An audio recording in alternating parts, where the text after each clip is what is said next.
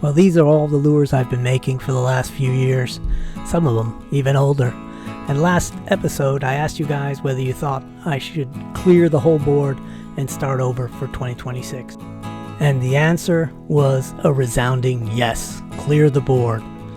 So that's exactly what I'm doing.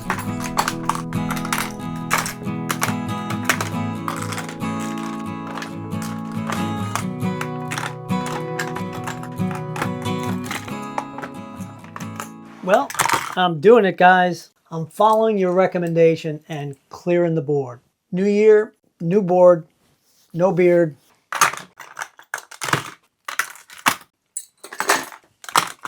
And this feels kind of like when you're moving out of someplace and there's always one little thing left that you almost left behind. Our little micro lure. This little guy catches fish. Well, there it is, empty and ready to be filled. This week, I want to add a couple to it. And we're going to start where we left off last week. Last week, we took an old lure that I had and I cast some of this reusable silicone around it to make a mold. The idea was to use this mold to make additional castings with resin so that we could use these castings as a basis for new lures.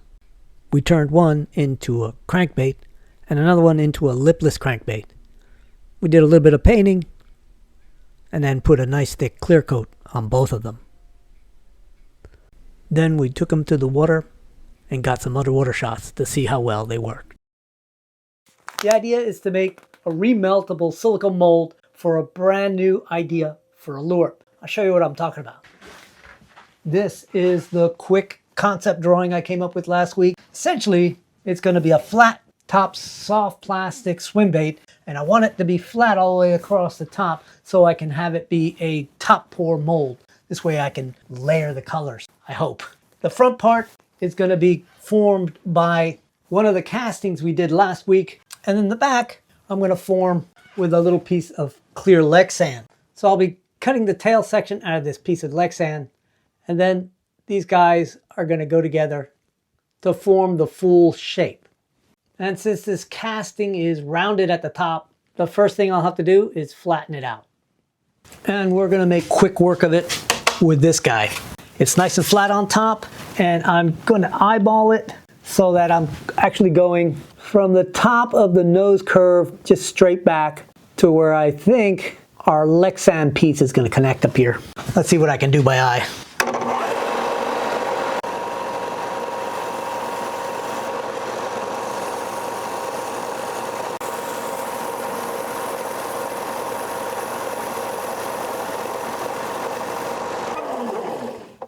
So there's our flat spot, and I've also made sure that it's nice and flat going across so I don't have a weird shape in the top. All right, now I'm going to remove the eyeballs that are on here, smooth that out, and we'll start looking at doing the carvings. But before I work on the eyes, I'm going to make a couple other modifications to the main hard body. First of all, I'm going to go ahead and shorten it down to right where the flat spot meets curve, because I don't want to have an undercut up here where bubbles might form. And I want to scallop out the belly just a little bit so the hook eye is a little bit tucked in and the body has a quicker contour to that narrow tail section. I also want to blunt off the nose just a little bit. And it might not be quite that severe, but the idea is not to have a whole lot of undercut up here where bubbles can get caught when we're pouring the soft plastic. We'll still have a slightly oversized eye, and we'll go ahead and cut in some gill plates just to give it a little more visual interest up in the head. And we'll still have our through wire, and that'll make it a lot easier to be able to weight this thing. So I'll be able to put in a counterweight in here so that when we pour the soft plastic, it'll already have its weight and its hardware to hang a hook on it. So when we're done, we'll have a 4-inch paddle tail swim bait. All right, I've got the little tail components drawn out. This obviously is the boot at the very end, and I'll get this cut out on the bandsaw.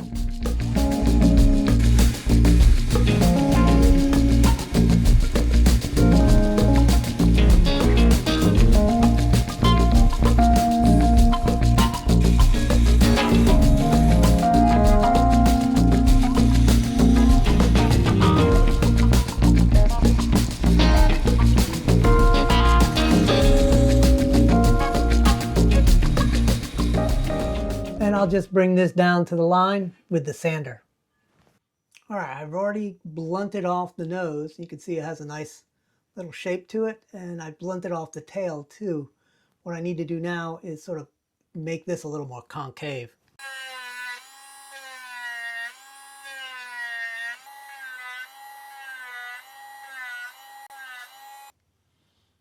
All right, that should do it.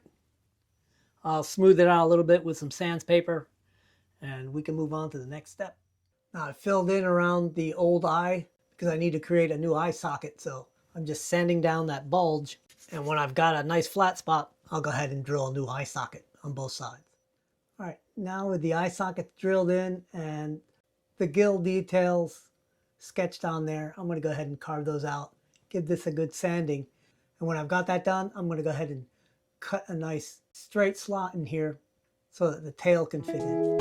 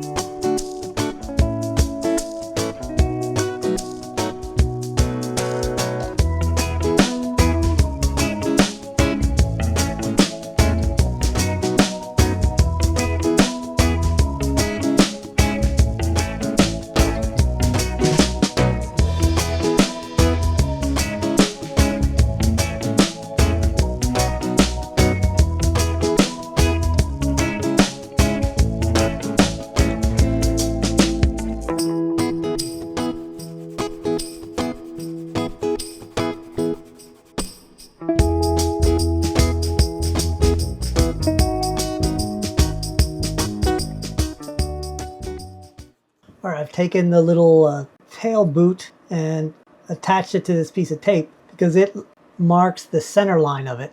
And I've also polished the edges so it's a little smoother, so the casting looks a little smoother. And the idea is I'm going to set this right here and glue it in place. Hopefully I get it nice and straight. And I'm gluing it on with some UV resin. This way it won't set till I actually have the light on it.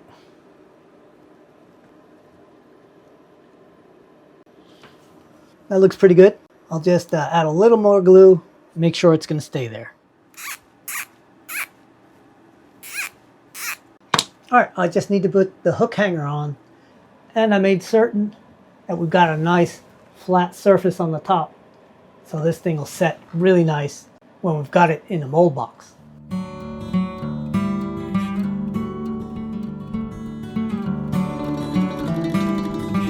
Alright, this time I'm going to use this Lego frame to make our mold box out of, but I'm still going to use this glass surface as my bottom. And I'll take our master and just set it down there. I'm going to glue it to the glass, and I'll just put a couple of drops of UV resin on it, and then we'll use hot glue around this perimeter to seal it and keep the silicone from oozing out. And because this base is glass, it'll carry the light in there really well. And I do need it glued down, so this way it's not going to float up in the silicone as I pour the silicone around it. Alright, I've got this thing on here with hot glue. Seems to be on there pretty well. Didn't quite get this thing nice and straight in the mold, but that's alright. It's a temporary mold. Alright, it's time to melt the silicone. And hopefully that's enough volume. And I'll give it 1 minute to start. And let me show you what 1 minute looks like. You can see it does start to melt, but it definitely needs another minute or so. Because I don't like to go more than a minute at a time, because I don't know what this thing will do if it gets overheated. Alright, it's pretty much liquid, but there's some lumps in it. So I'm going to give it another 30 seconds. And I think that'll do it. All right, that did it. Let's go ahead and pour from one corner. And I think I've got plenty of volume. Trying to pour in a really thin stream to avoid getting a bunch of bubbles in there. Sometimes pouring in a thin stream gets the bubbles out on the way down to the mold box.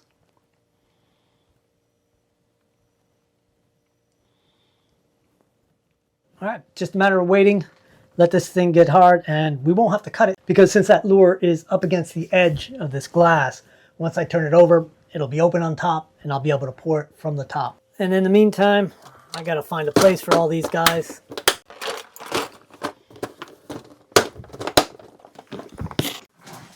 And I think I might have some room down here still.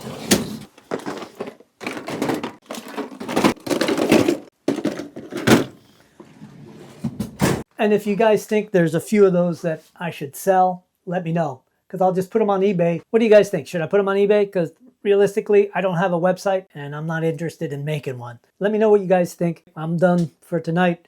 It's time to go in and have some dinner.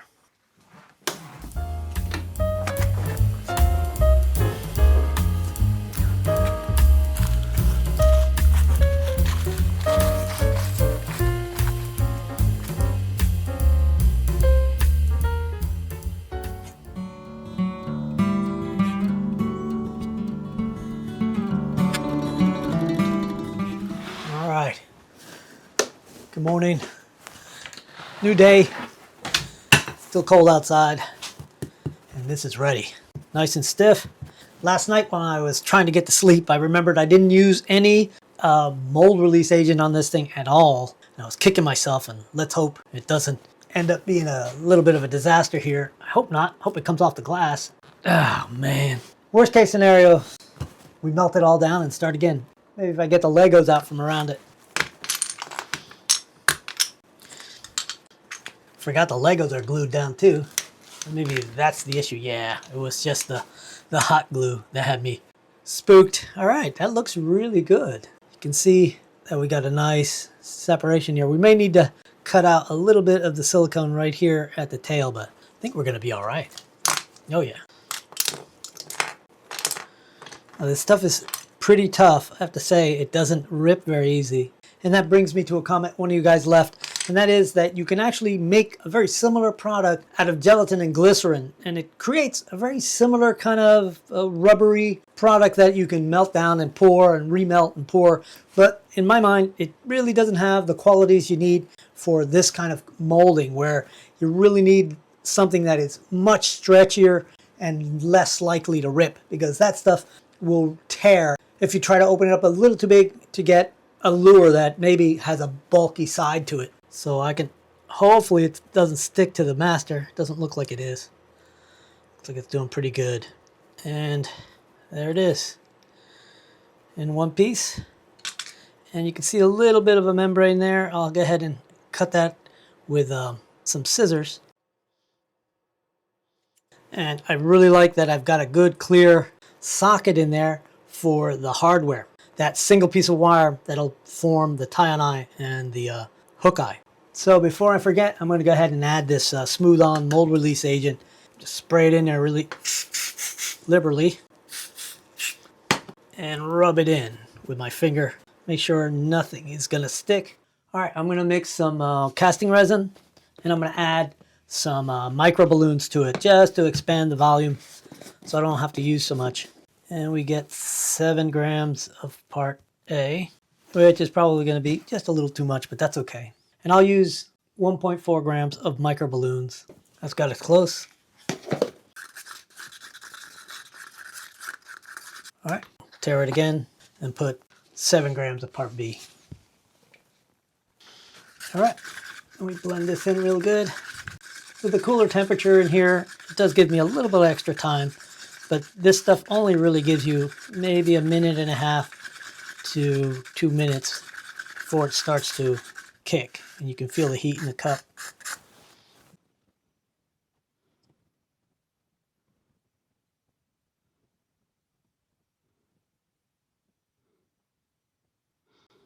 All right, now this is going to expand and there'll be a kind of bulge on top. But that's okay. What I'll do, I'll put some sandpaper on the glass and we'll sand it down nice and flat. And now we just have about a 20-minute wait. And I'm going to drink some of my hot beverage here. And we'll come back to it when we're ready to pull this out. All right, while we're waiting for that to set up, I'm going to go ahead and find the volume of this because we're going to need it for the permanent mold so I don't waste a bunch of silicone. So what I do is I have a container with water in it, which has enough water in it that I can submerge the lure. I'm going to turn this on. It'll come up 0. And then I'll just submerge this, making sure that I don't capture bubbles and that I don't touch the bottom or the sides. And I get 8.94. That means that the lure is displacing 8.94 grams of water. So its volume is 8.94 milliliters. And since I'm going to put 3 of these in my mold, I'm going to have to multiply that by 3 and subtract that from the total amount of silicone I'm going to use on that final mold. Well, I've gotten the new one nicely sanded with a nice flat spot on top. Also, I included the tie-on eye and hook eye in the back. And I came to the conclusion that I feel like I'm kind of beating a dead horse here by casting more. I really want to get to casting the soft plastic version. And if you want to see more of this kind of work with that remeltable silicone, then watch part 1. You'll get a lot more out of it. So what I'm going to do now is make a mold, and instead of with 3 in the mold, I'm just going to make a little duplex mold with regular molding silicone, and I'm going to do it the same way. I'm going to glue it down to the glass. We'll make a box around it, and we'll get it poured. All right, I've got my outline of where the box is going to be, that box, and I've got little tick marks of where to glue the masters, and I'm just going to put a tiny drop on the head and on the tail. Line it up, hit it with the UV light. Make sure it's got it. It feels pretty good. Do the same with this one, just facing the opposite direction. And that's got it on there pretty good. All right, then I'm going to put some hot glue all on the edge. And I got to work kind of fast because this glass tends to eat the heat. Just drop this in. We'll let that cool off. All right, I've done the calculations for the volume of the box, and I've subtracted for the volume of the 2 lures. And this is going to be our volume. That's part A, that's part B. Let's go ahead and just pour part A in there. I'm hoping I got enough in these bottles. Looks like I'll be all right. I went a little over, but you know what? I'm going to leave it like that, and I'll go a little over on the B. We should be fine. And we got plenty of time to mix this without hurrying and getting a bunch of bubbles in it. So I'm going to take my time. We'll pour in a really thin stream to try to avoid having any big bubbles in there anyway. I did my best to level this piece of glass that's under it, but the floor of this shop is getting more and more out of level. I've got a bad pier under there, and it's starting to drift a little bit. So that's going to be a big project someday. But like I say, that's a problem for future Franco. And it looks like our measurement was right on with a little extra there just to make sure we got some coverage. But I think we got some leakage here. Right there. That kind of stinks. That's going to be a problem if that continues. What to do. It's not leaking anywhere else. I wonder if I put a bunch of weight on it. All right, that was a near disaster. I had to make a clay dam to keep it in. Unbelievable, man. It's not one thing, it's another with this stuff. That hot glue usually works really well. I was surprised it didn't work for me this time. I even put a little extra. I don't know. Pretty amazing that this clay is working. All right, well, this was quite the emergency civil engineering project right here. Big clay dam, and I've got it all the way around, even though it was only leaking in the front and on the right side a little bit. So hopefully that'll hold up. If we end up losing a little bit, I still have a little bit of this stuff left that we can refill after it's set. Well, it seems like every time I work with silicone, we always have a little bit of a drama. I'm going to let this go for like 4 hours, and we'll come back to it. And hopefully it won't be all on my shop floor. All right, it's the next day. Silicone's good and hard. Let's pull this mess apart. Let's take...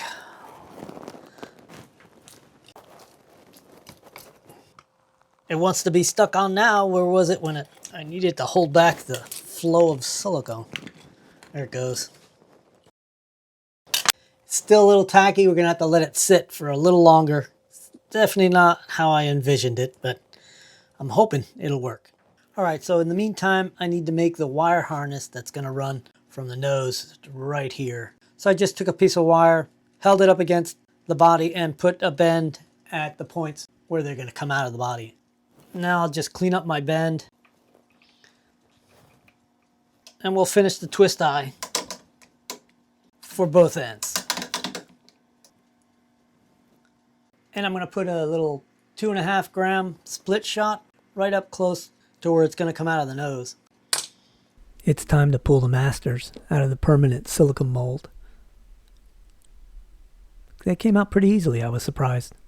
And there was no tackiness on the inside of that mold. Pretty happy with that. And while I was waiting for that mold to be ready, I decided to color some of this plastisol with some blue-green.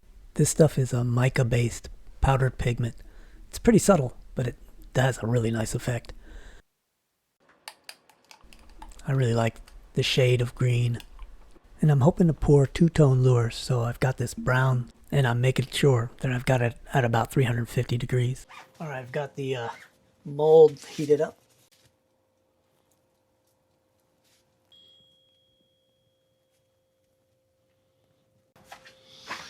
All right, let's pour in a dark color for the body.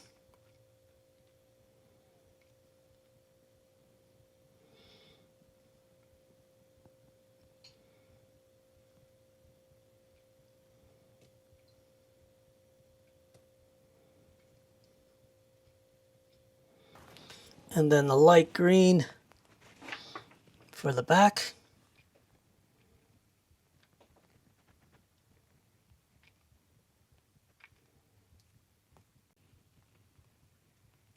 And we'll top it off.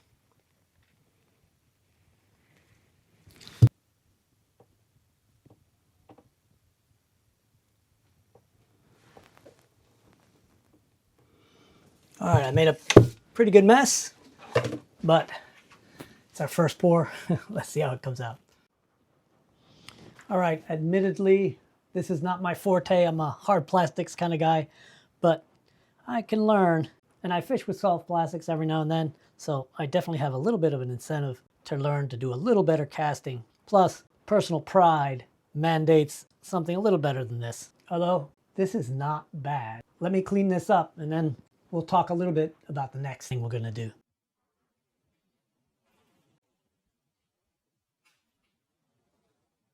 Well, they look a little lonely up there on that big board, but I'll fill it up. For the next video, we're going to use those guys. I'm about sick and tired of being in the shop, so my plan is to take these guys fishing. And I'll make a few more and some different colors. And for those of you who are experts at pouring soft plastics, feel free to offer up all your suggestions and any comments and try to be kind. All right, guys, next time we'll be fishing with those guys. My plan is to take these guys to the Steenhatchee River. This time of year, the trout are up in the river, and I hope to abuse them a little bit with these soft plastics. All right, guys, thanks for watching. Let me know what you think. Oh, and by the way, YouTube has a new way for you guys to show a little bit of interest in my channel. If you see a little flag down there that says hype this video, click on hype this video. It doesn't cost you anything. It doesn't do anything to you, but it helps the video get a little more traction online. All right, guys, I'll see you out on the water. Kind of narrow and small and looks suspiciously, suspicious. Quit fucking around, you won't be able to say it. Suspicious. You fucked it up now. Suspicious.